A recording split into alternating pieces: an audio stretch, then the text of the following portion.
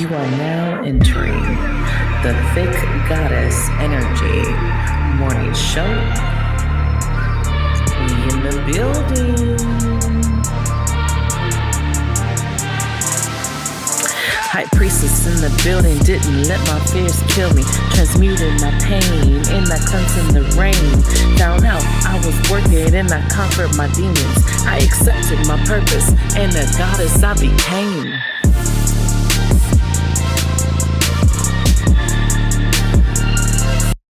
We're live. Good morning. All right, you guys, this is Thick Goddess Energy Morning Show, brought to you by Divine Moon Goddess Healers and Radiance.com. Where your questions get answered. I am your host, Divine Moon Goddess, my co-host, Oracle Empress, and our special guest this morning, Dana Windus. Welcome, welcome. We're letting the if I can think, notifications go out right now as we wake up. We're going to be getting into some. I just got my notification. You just got it right now, saying we're live. Good morning, Leo. Hey, how you doing, boo? You know, one of the things we're going to be getting into, of course, is your life path, because you've had a pretty crazy life. It hasn't all been easy. Has been just one of those things where you're just like, some people would not be able to be standing in your shoes right now and still be walking and still be focused and still be able to do what you do. So we're definitely going to talk about that this morning. I want to start with, because you have your own business, you're an entrepreneur, you have a salon, but you're also, you know, how I found you was doing your crystal lives. And then that's how I found you. And it's like, oh shit, you know, you have your salon and shit. How do you get to the point of just, I don't know if you've always loved doing hair, if that's just been something that you've always loved. Tell us about how you get here in the path, and then how do you go from like adding the crystals? Where does the crystals come into this? I've always loved hair. I've actually wanted to be a stylist because of my aunt. She was one. And I remember when I had my first daughter at 18, I was like, that's what I want to do. So I went to college. I did it. And when my husband and I got back together, and after he passed, I was like, I'm tired of making other people money. I want to make myself money and quit making everybody else money. So he actually is the one that led me in the path of opening up my own salon. I know it was him because when I came across the place to rent, I went up there to his memorial site and I was like, well, if this is you and this is what I'm supposed to do, give me a sign. And I looked down and there's like this perfect seashell. And we're up on railroad tracks. Shouldn't be a seashell there at all. It was perfect. So I knew I was supposed to do it. And I've been doing it for 3 years at my own salon. Nice, nice. And where does I didn't know. Where does crystals come into this? I didn't know what our president was going to do because he was talking about shutting us down for 90 days. And I was like, oh, no, I can't do that. I can't go through another shutdown, you know. I went through all my savings through that last shutdown. And being from Arkansas, born and raised there, you know, that's the natural state. A lot of crystals come out of Arkansas. I was like, I already have some. So I'm like, and I know miners and people I can, you know, buy them from and resell. And that's how that started, is a backup plan in case we did get shut down again. And I love it, you know. Right. Nice. And now I started making jewelry too. Yeah, because you do make the jewelry as well. Information of where to find her. You know what, I do have to probably get your website, because you do have a website now, and I do need to add that so that they know. I have to look at the link. Okay, it's on the party. Okay, and I'll add it to this. I have forgot to get that to you. So, you know, maintaining a business, of course, is a lot. People don't probably know how hard that is to just maintain and stay afloat, especially with all of the shutdowns and things going on, and still be able to make it and have that backup plan, which is smart as fuck, right? Because you really don't know what's going to happen. You really don't know how the economy goes or what happens. It just kind of will plummet or go up or whatever is going on, right? So you have a spiritual side to you. Have you always been spiritual, or was there something that kind of led you to spirituality? No, as far back as I can remember being a little girl, I've always been kind of spiritual because I would see ghosts in my bedroom at nighttime. My mom actually had me committed because of it. She told me I was crazy, but it's Mhm. always been there, and I just kind of blocked it for years because I was told I was crazy, so I Oh just kind of God. blocked it off.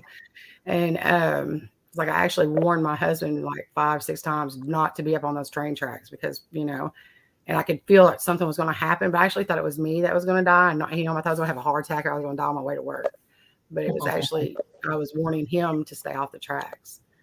So I've just like embraced it more now since his passing. Right, right. And we're going to get into that because it's a huge, huge loss for you in your life. But let's go to just like full-time grandma, because full-time grandma is very, very rough. If no one knows that, I commend you, because I also was full-time grandma at one point, and ended up stepping in for my daughter, because sometimes it gets hard, and we just never know how it's going to be. I know, like my daughter, she suffered from postpartum depression really bad. It was really bad, where a lot of the time she was checked out, she was not there. So how does that happen? And then you're just in it. I'm in it. I'm grandma, and I'm fighting for this little boy now. It she He's always lived with me because she moved in with me after she found out she was pregnant. She moved to Alabama and he was born. Jimmy died November 10th, and he was born the 29th. So he's been like my little saving grace. And she moved back to Arkansas, got on drugs, and I just knew I had to go get him because his appearance was looking pretty bad. He was losing weight. He had bruises on his head. And I didn't even tell, I took a week off from work and just went down there and didn't tell nobody and told her to meet me at the store that I was getting Arrow. And she signed him over to me, and I've had him for a year now. And it's been a roller coaster. He's 3, so trying to Oh, run 2 businesses and take care of him is like, I this bet. can be stressful. It's very different from when you're younger, because we're young moms on this panel here, right? So it is quite different from when you're older trying to manage the little ones, and Mm-hmm. when you're young running around with them. I don't know why it's easier. I don't know why it feels easier, but when you're older, it's like, where the fuck do you get all this energy? Yeah, I need to find that younger version of me I would just be to like, keep do you up with call him. her? Good morning, Babs. Good morning, Dee. Good morning, Shondell. And what's So, amazing about him is I'm not a grandma, I'm not a Mimi, I'm not a Nana. I'm a booger. When I come home, he is like, "Hey, booger," and I was like, "Well, it's Granny." He's like, "No, booger." So I was like, "Well, I've never heard of a grandmother called that, but I guess I'll be the first." he made his own term. And it's like, it's like, damn, booger though, out of all the words. It's I like, call of him my all, little booger, and I guess he just kind of picked up on it. But now that's what I am to him is booger, and I was like, "Well, I guess I'll be the first for that." right, right, right. It's funny because even like, I got called Nana out of a joke. We were joking about it because my mom was still alive, and she's Spanish, so she has the name Abuela already. And she was like, I'm not gonna ever be called Abuelita. Don't ever fucking call me, which in Spanish is like the little old lady. And so she was like, don't ever call me that shit. And so it was like, okay, you're still alive. Apparently, I can't be Abuela too. So you're Abuela. What the hell are we gonna call me? And I was like, I don't want to be grandma. Grandma is like an old lady. I was like, I don't want to be called grandma. And then my daughter started calling me Nana as a joke, because even that was just like, that sounds like an old lady too. Like, Yeah, and yeah. it just stuck. And then all of a sudden I became Nana. And then it's like, okay, because the boys actually called me mommy for a while because my daughter called me mom. So they called me mommy for like the first like 2 years of their life, and then it was like, no, we have to get a name, and then that's where we was like figuring out what to call me, and I became Nana. Yeah, Good that's what morning, Deb. Arrow, my grandson, he calls me mom. And I try to correct him and tell him, no, it's granny. Because my sister and my daughter thought it'd be funny if he called me granny because I guess it sounds older. And I was like, well, he's going to call me whatever he wants to call me. And I didn't know it was going to be booger, but when he's not calling me that, he calls me mom. So I over the Right, last year, after a year of trying to correct him, I don't try to correct him anymore. right. Just go with it. 'Cause, yeah, you're definitely going to be mom for him, in his life. That's the role you've kind of assumed now, which is huge. It's a huge responsibility. Hmm. Um, but I know with our children, our grandchildren, there's a huge heart space for them to just step in and be there. And it's just like, yep, Yeah. this is what it is. Hmm. Shondell calls. You don't think you can do it until you're put in that position that you have to do it, and then you're just like, wow, I can. Right, right. You don't have a moment to be weak. You don't have a moment to really have your We lost her for a moment. The wonderful spinning circle of weight. Technical difficulties. All the time. I feel like the last I'm back. Sorry, I don't know year, what happened. You said, what were you saying, Oracle? so this last week of technical difficulties has been horrible. I'm telling you, this moon is like a freaking Mercury retrograde. I'm just like, I'm about to lose my shit with this stuff. Um, I think that, I think as family, we just step in. We Hmm. just step in. And it's just like our duty, especially as mothers with the daughter. It is different. I think it is different from sons. I think it's Hmm. it's a huge responsibility that comes with having daughters, because moms, we just it is falls on us if they aren't stepping up, if they aren't there. It falls on us to be that, 100%. you know that next mom kind of energy. Um, I don't know if that's just a requirement or what, but I feel like that's how it is. I just think it's the Shondell, way life goes because that's what I always said to my son when um, his girlfriend had gotten pregnant, whatever she is now. I don't know what they are anymore. But especially when we moved to Texas. And I just told her and her mom, like, ultimately this is going to fall on y'all. right, That baby is not here. We're 900 miles away from you, and that that's your daughter. You know what I mean? So ultimately, right. financially, responsibility, anything falls on you, and that's why I love that my older daughter is gay because I don't have to. Oh, She's like, thank you, ma'am. I'm hoping Brooklyn goes down that path, and then we'll just worry about the adopted kids or the kids later. When she finally marries and has a girlfriend and decides to have kids or something. But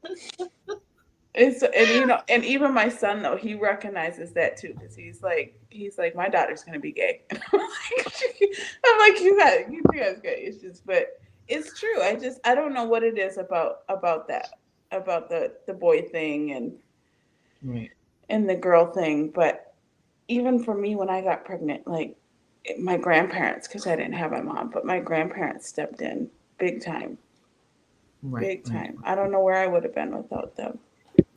Grandparents play a huge part in the grandchildren's lives. They really do. I think the right. grandchildren love the grandparents more than they do the parents. Oh yeah. I don't think people, and I don't think, I know some people get it. Like some people cherish the grandparents, they cherish that role, they cherish their parents in their life. But then there are some kids that are shitty as fuck and they don't get it, right? Um, but I think it's too because as the grandparent, unless you're stepping into the parent role, when you're in the parent role, it's a little bit different. You don't get to be grandparent, and it kind of takes away from It being does. the the Right. grandmother, grandfather, because you're normally, as your normal role, you get to just come in and spoil the fuck out of them. Mm-hmm. Come in, spoil the shit out of them. Their time with you is priceless. So you're Mhm. just like, we're gonna get it and make memories. But there's a big difference from that role to full-time grandmother role, because now you have to be the enforcer. You have to lay down the laws. You have to Have to lay hurt down their the little rules. feelings. Yeah, you Mhm. got to be the one to say no when all you want to do is say yes to Yes, everything. yes. Big It's difference. hard. It's hard. Right. Right. It is. And I remember, like, going at it with my daughter on a couple things, because I was just like, I want that. I want that where I don't have to be the bad guy, where I don't have to enforce any rules, where I can just, yeah, we can just go eat a bunch of shit that we're not supposed to. Right. Mhm. And that's that. I want to see them when I want to see them, and then go home. Bye bye. Yep. Peace and quiet. As a matter of You fact, know. he should be getting up here any minute. He'll be busting through that door. Right, right, right. Yeah. Big difference from when you're full time, and especially you're not really planning on having children, right? You're not planning, they're your grandkids.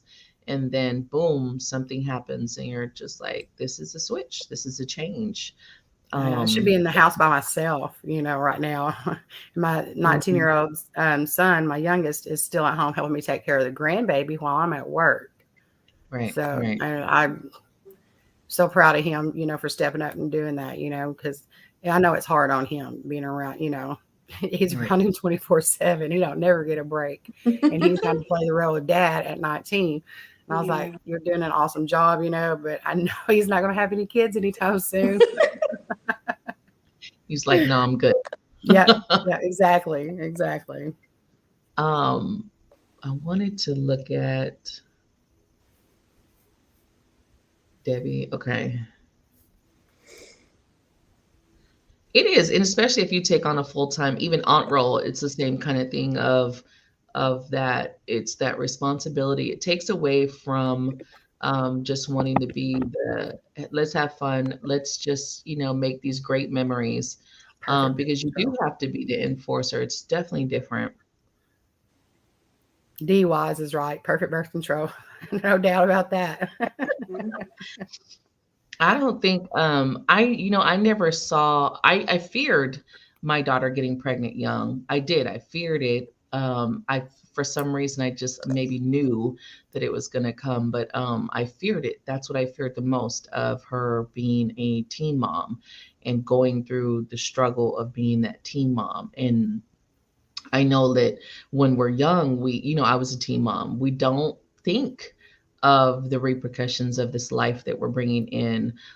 Even like if you guys saw the show earlier this week with my oldest, where she was just like so different from what I thought motherhood was going to be to what motherhood is now, Mhm. because you just can't really grasp what that entails of this little life that's coming into the world, that you now have to full time take care of. Like, there is no real breaks, especially in the first couple of years. There's like, everyone's like, yeah, we'll be there for you. And then it's like crickets.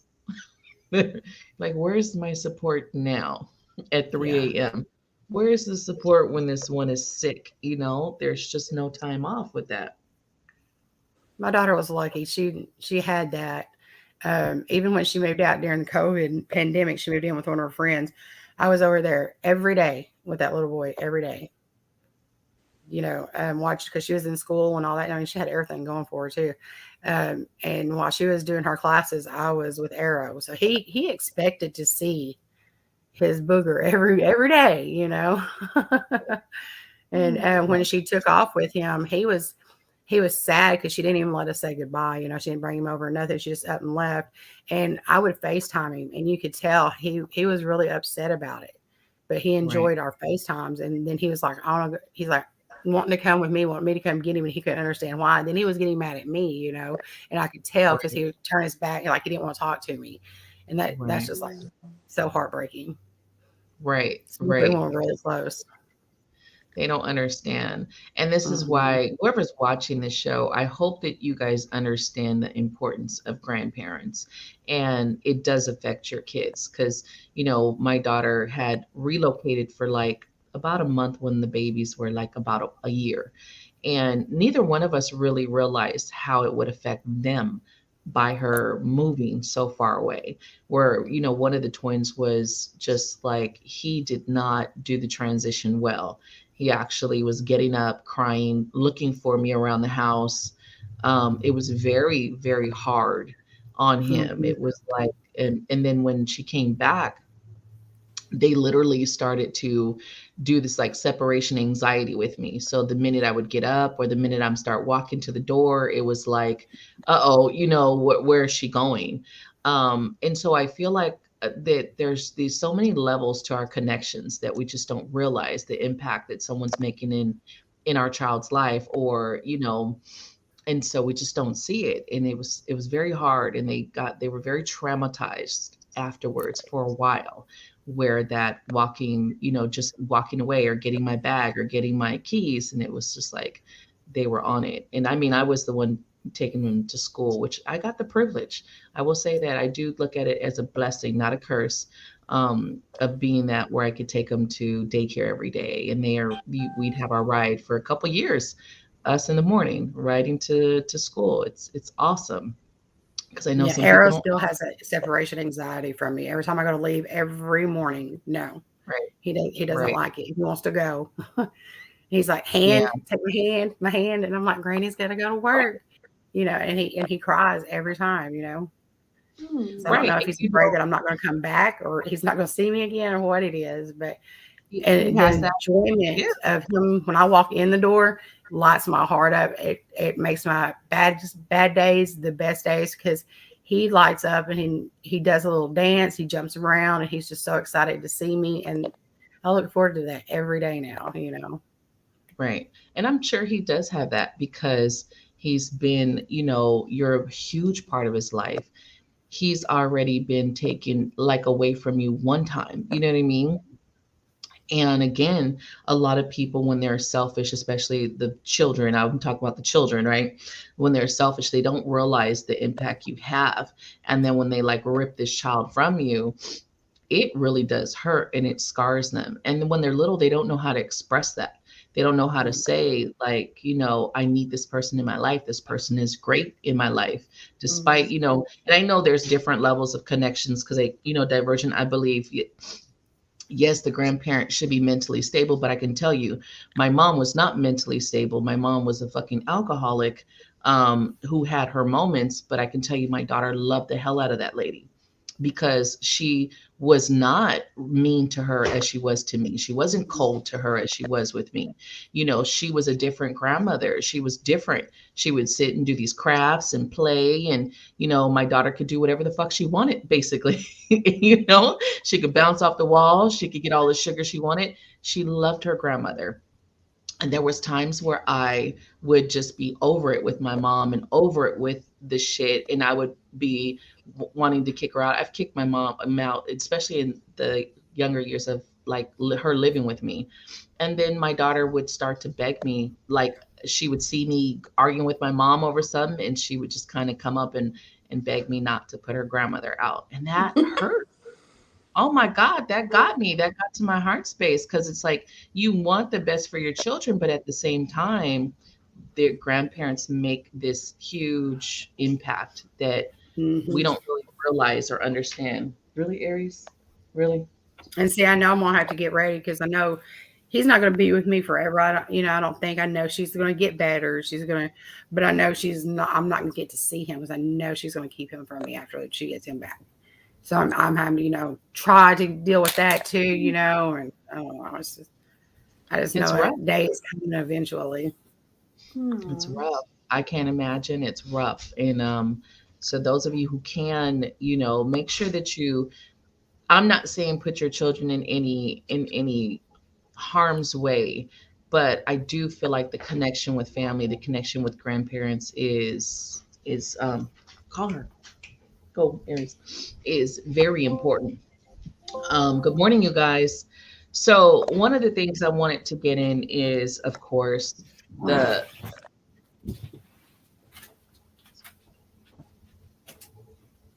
oh, see that's beautiful, Debbie driving there. I gotta plug my laptop up, y'all. I'm about to die. You're good. See, yeah, Dee, your grandmother was a mom. Yeah. And a lot of grandmothers are like that, where they have that mom role and it's okay. I think sometimes our own ego gets in the way when we see the grandmothers really, I think sometimes as parents, our ego gets in the way. Like we want to be that where the kids just love Mm-hmm. us. But grandparents, their position is so different from parents.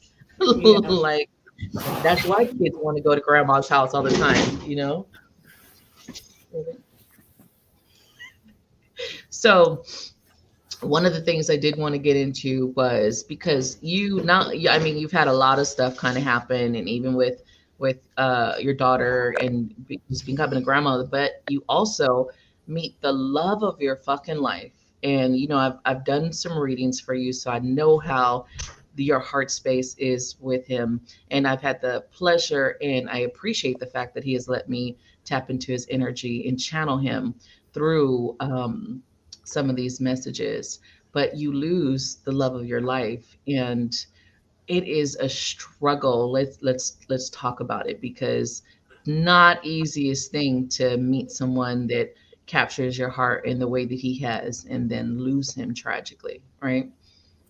true. It's still hard today. So what blew your mind with him? What was the moment of I love this man? It was actually love at first sight. We met when we were younger, and he lied and told me he was 18, but he was only 16.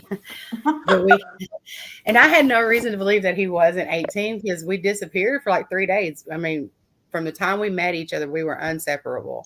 And we were together for 8 years. We actually lost a baby, moved to Colorado. We got split up with that big old city. We were two little country kids, young ones. But it was love at first sight. We were inseparable, and even after we broke up, we still stayed in contact. And Mm. he remarried, or he married, and he married the girl because she had hair like me. He would get drunk and he'd get drunk and they'd get into an argument. He'd go to his mom's. It's like, I'm not supposed to be married to her. I'm supposed to be married to Dana. But it's always been him, been us. Hey, Bug, what are you doing? He got up and Uh-huh. we got back together and we got married. And I didn't have him very long after that, because he got killed tragically. Wow. Sorry, the roommate woke Oh. up. And now I've heard of stories like this where you'll have this phenomenal connection with someone, and then life just pulls you apart, and then you get back together and it's very short lived. And I can't imagine, because now it's like you're still here, And it's the worst. right? And no matter how much love comes your way, it's like I'm not having it. I don't want nothing you're to do like with it. you got like the tennis court, just like nope, nope, Yep. nope. Get back. Yeah. I don't have time for it. You hit me in the hand. How That's something we need this morning, a hammer.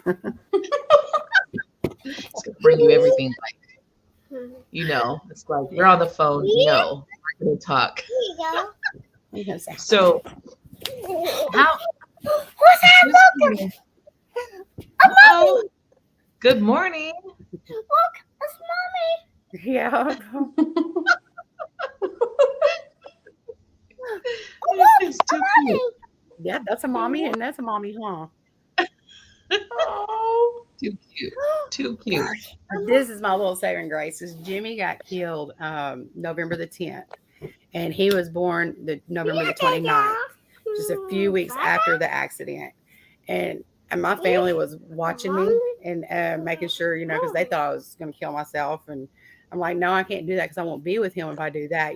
But I actually thought I was going to die of a broken heart because it was the worst. Right. It's still very painful. It was the worst thing ever. But when he was born, I was happy, but I wasn't as happy as I should have been as a grandparent. And I felt Mhm. guilty for that. Mhm. But Right. if it wasn't for this little guy right here, I don't think I would still be here today. I really don't. Right. Right. Oh.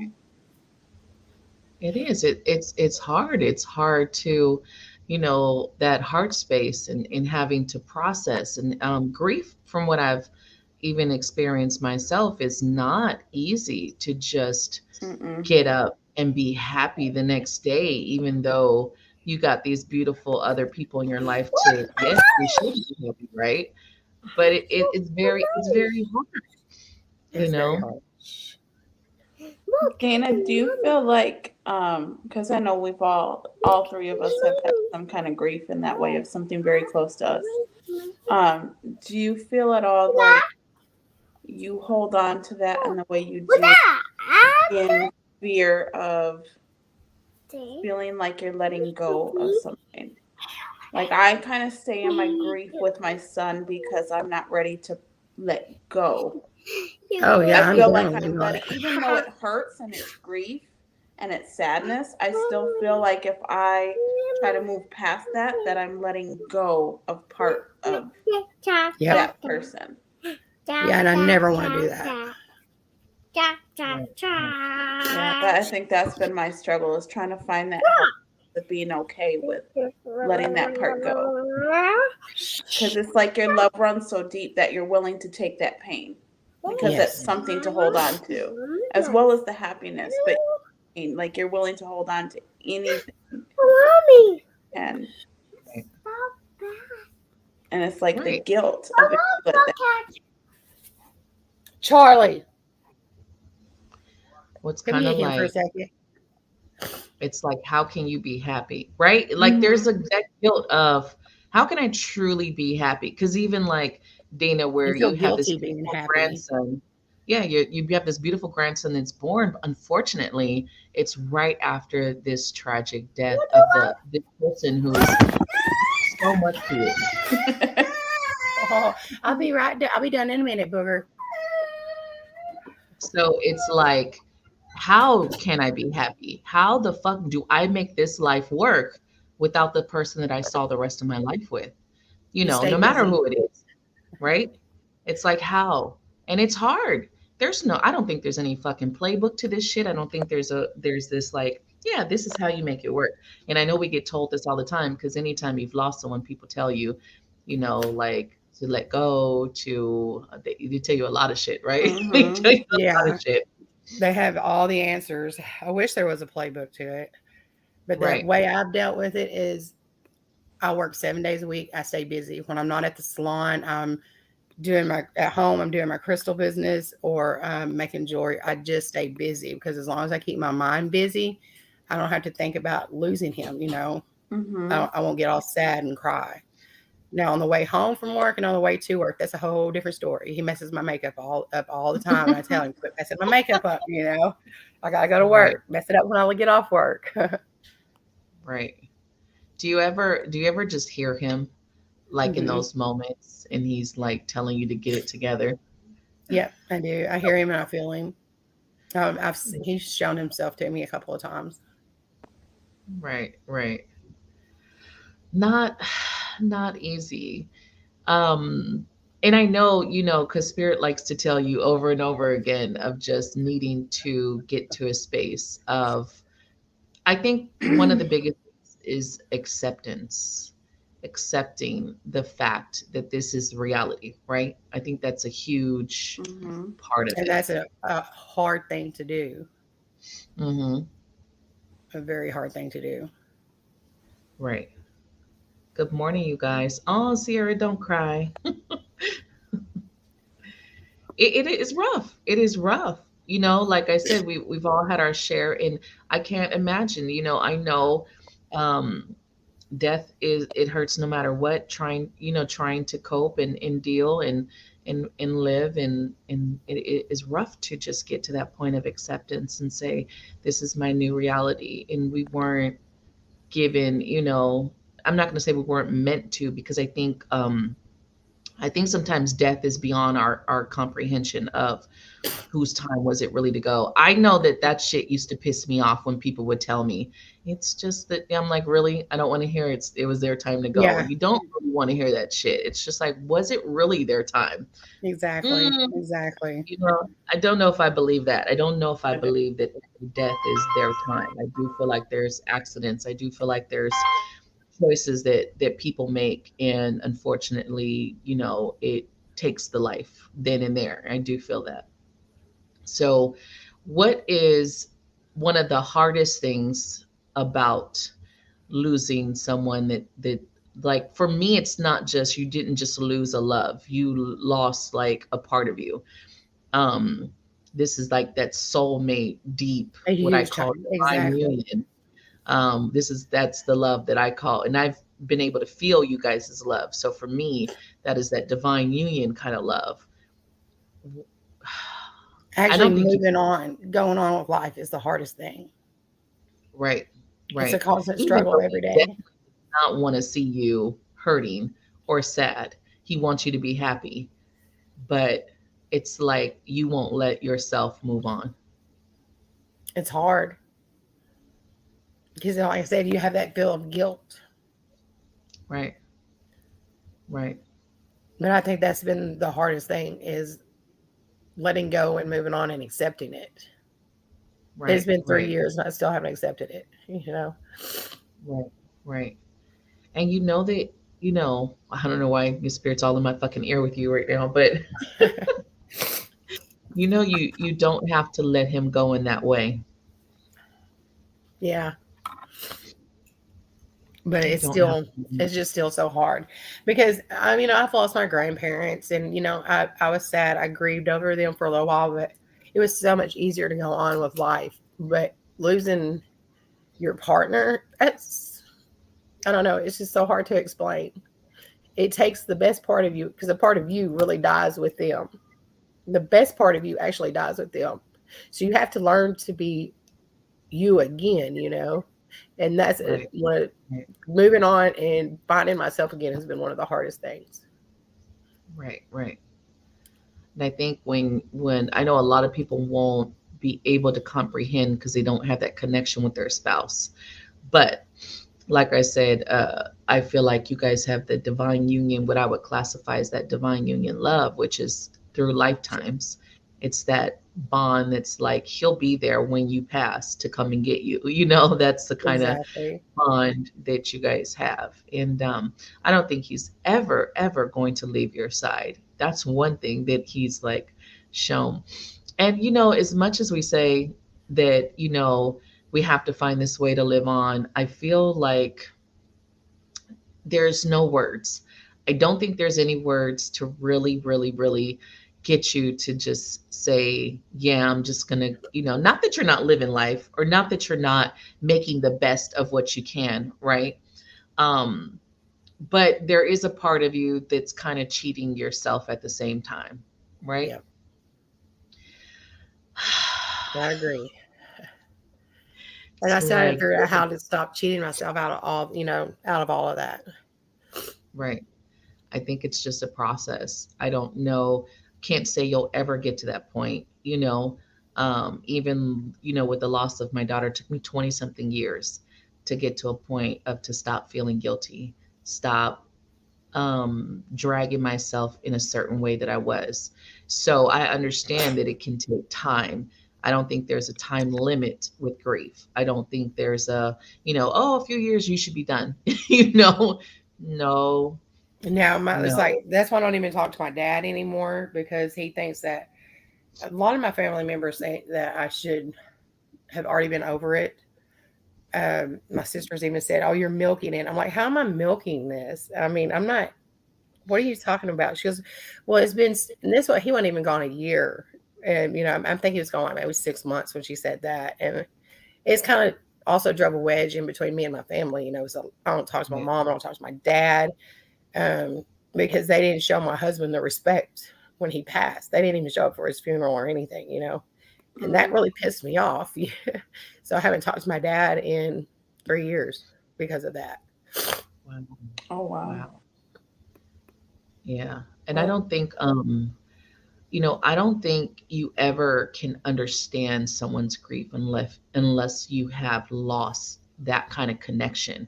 And I say that because I think a lot of people think they know how they would be in a certain situation or how they would feel in a certain situation until you're the person in that situation. You have It's no very clue. easy to tell somebody else, "Oh, get over it," or "move on with your life," or all of the shit that we've heard a million fucking times. And I used They to would get want you to pissed. be happy and go on with your life. And it's like, do you not understand the chunk that's out of my heart right now? Like, so I hope this just brings some awareness to you guys who are watching that be careful what you say to people who have lost anyone. I think that we get very comfortable with telling people what they should do and how to do it. And we don't really realize the struggle, the internal struggle of trying to move on with your life, trying to pick up the pieces to your life, trying to still show up with the loved ones that are there when you have this huge part of you that's no longer here with you. And yes, we know, for the most of the time, we know that our loved ones are around us, but it is not the same not having that physical body to or the hear the voice, get the phone call, or be able to pick up that phone and talk, and just rethink how you guys mhm. address it. And I think that's one of the biggest things we try to bring the awareness to death, period, because it is, yes, we say we have to work through it, and yes, we have to get to that point, but do it on your own terms, do it in Yeah. your own time, you know? And if people don't fucking understand it, bye bye. I'm Yeah. like, you know, If I had anything to say to anybody that's listening, is like you said, careful what you say, even to your parents, your siblings, your partner, because you never know right. when, in a blink of an eye, everything can change. Yes, your reality. This Sunday, my niece's birthday was Sunday, and she woke up instead of the call that she normally gets from her mom, happy birthday, she got a call that her mom had passed. Tragic, not it was tragic, but suddenly, you know. It is a game changer in one's life because now you have to find this new reality that this person is no longer in it. Your ways before, if you saw this person all the time, if you talk to this person every day, your reality is now changed. You no longer get that. That's not there anymore. It's not an option. When someone's alive, you have options. I could call today, maybe not. I can talk to them today, maybe not. When they're gone, that's it. There's no more option. You don't get that. You don't And when get you feel to. the need that you need to go see them or you need to call them, do it. Don't put it off. There's a reason you're getting that feeling that you need to call and talk to them. Don't put it off. Do it because you will regret it.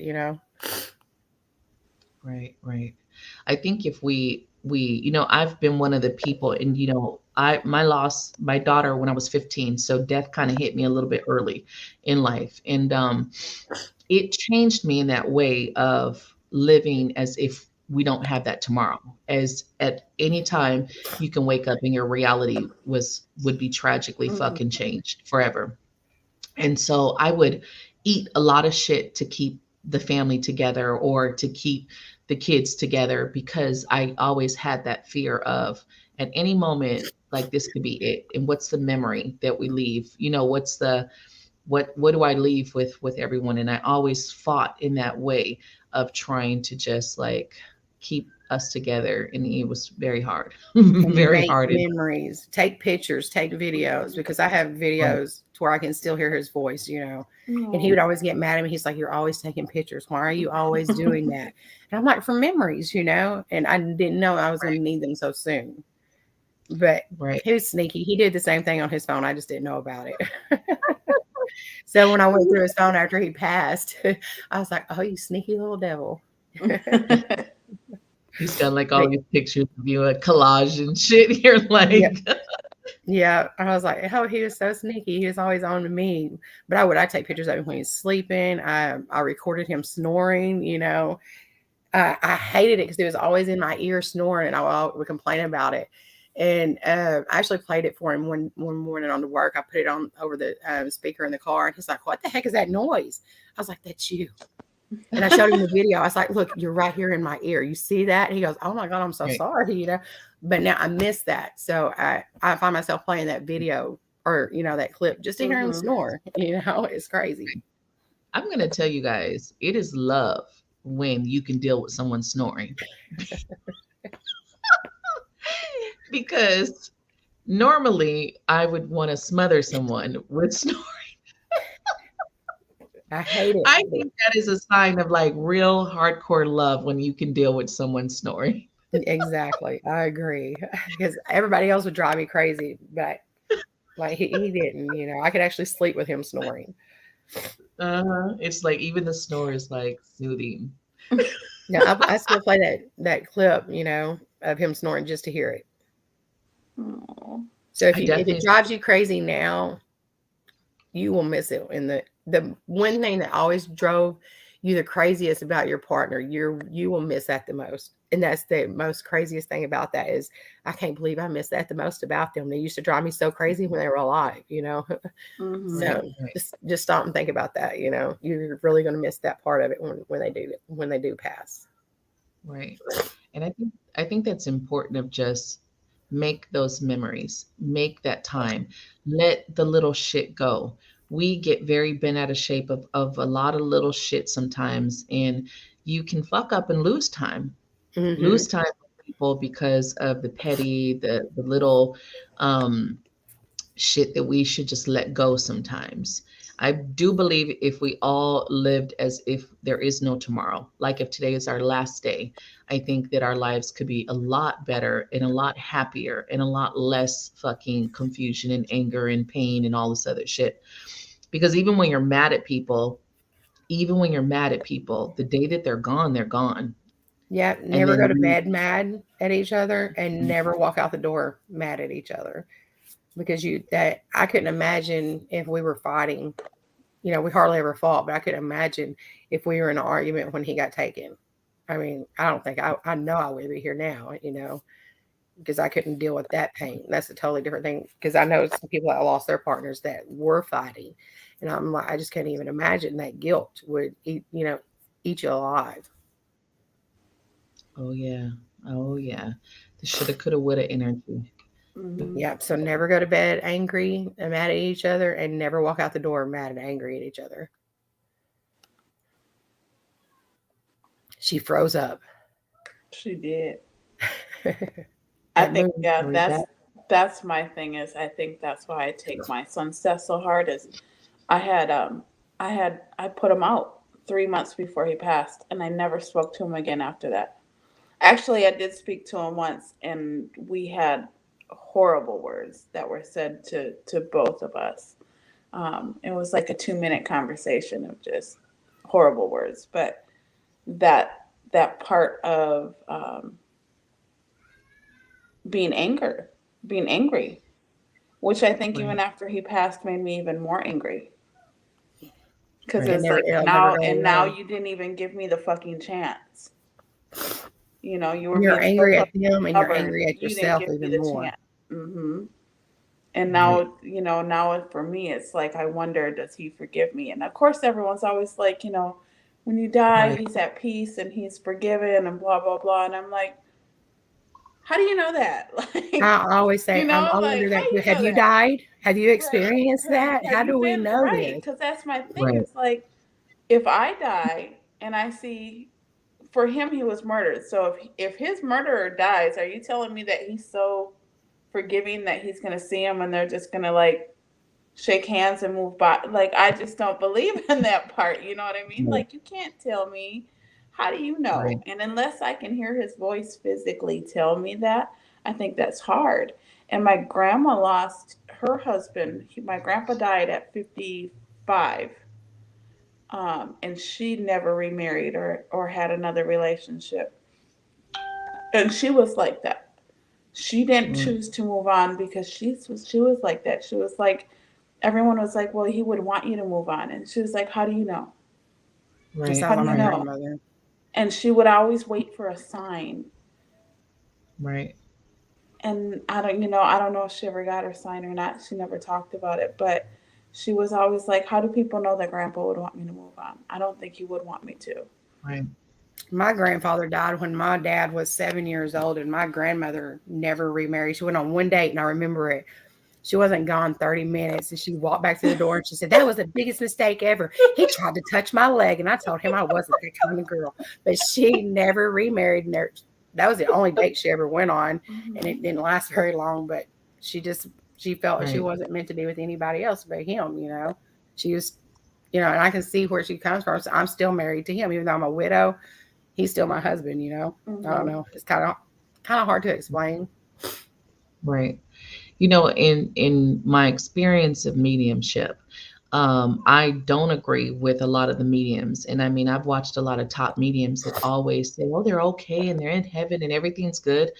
And I've witnessed the opposite of that. I've tapped into some very hurt, mad, stuck energies. Everyone is not in fucking heaven and kumbaya and singing.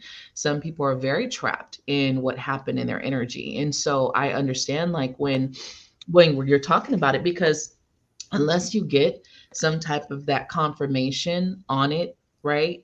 Or those signs, because I feel like even if someone tells you, you have to feel it. People Hmm. would tell me all the time, your dad's okay. Or like my daughter, your daughter's in heaven and this, that, and the third. And I would be like, no, I don't feel that. To the pit of me, I don't feel that. And even with my dad would come to me periodically, and I knew that something was wrong with him. I knew he was not in heaven. He wasn't chilling. He was very stuck. And it took me a long time to process, to even try to assist, because I fucking didn't know what to do. How do I help? How do I, what the fuck do I do? And even with my daughter, it was just like, and even, no mediums would even connect with her. And it was just like interesting that no one connects with her, yet everyone says that she's in heaven and this, that, and the third, and she's in a better place. And I'm like, you sure about that? You positive about that? Because in the pit of my gut, I don't feel that. And so I think we have to be careful. I think it's the polite thing to say to somebody, to say that, oh, they're in a better place and they're suffering. But how do you know? You don't fucking know. And if you're not tapped into that energy to feel that, I think you got to be careful of what you tell someone. Because I I feel used to like go off on people for telling me that. I would right. get mad. And I I would think actually go off on them. Just like, how in the hell right, do you know? You know? right. Because I feel like you have a stronger connection to your person than the other people talking, right? And I Hmm. think on some level, or you feel, or you suspect that something may or may not be right. You know what I mean? You kind of have that inkling, like, yeah, no. And I think it's just people are try to be very polite with it, and they want you to feel that way. Now, of course, I don't think your our people would ever want us to be miserable. Hmm. But if the levels of mediumship are correct, right? And people come through as their personality, and their identity kind of comes through, right? When they come through, they're not the higher self when they kind of come through. They assume that kind of identity when they come through as spirit, then they're going to have some of the jealousies and shit that were with them when they were alive, right? They're going to have some of that personality. And that is something that I have tapped into with people. They're like, no, this person's pissed off and mad. And sometimes it's really petty shit, like shoes or a watch or some shit that they're pissed off about. It's like, really? That's what you want to tell in this particular moment? They're not telling Right. you, like, oh, Susie, I love you and I'm so proud of you. It's like, y'all fucked up my funeral. You guys are fucking idiots, and it's like, damn, is that really what you want me to say in this moment? Like, so I think a lot of people do a disservice, and they want people to just feel better. So I think that a lot of people just say it to make you feel better, but I think you guys should realize it doesn't make you feel better. It's like, that someone's just telling you some shit that they think you want to hear, It you makes know? me. It made me mad. it made me mad and feel some type of way towards that person telling me that. And Right. I would tell them, "How Right. do you know? Have you experienced this? You know, Right. have you died? Have you been over there? Do you know? I mean, can you see them? Can you talk to them? Are they telling you something that I'm not being told?" Mm-hmm. It would make me so upset at that person that I didn't want to talk to them. I just felt some type of way, you know. And it took me a long time, just like a lot of my family members, you know, my Right. sisters, my younger sister and stuff, you know, it's taken me a long time to get past that, which, you know, I'm past that part with them now because they don't say it to me anymore. I think they got the hint, you know. They're like, we're gonna shut up. No, but I do think it's right. I think a lot of people just say what they think you want to hear, but you guys, like, don't. It's not. We don't. People don't want to hear that. Yes, send your condolences. Yes, send your deepest sympathies. Yes, show that support. I'm here if you need me. But I think to go to the extent of what some people try, I think you just got to back off and you just got to let people Let me kind of. breathe. Let me be by Right. myself. If I say I want to be alone, let me be by myself, you know. Right, right. Process. Let the person process. Let the person really work through it because I feel like a lot of people they just kind of say whatever. Um, so last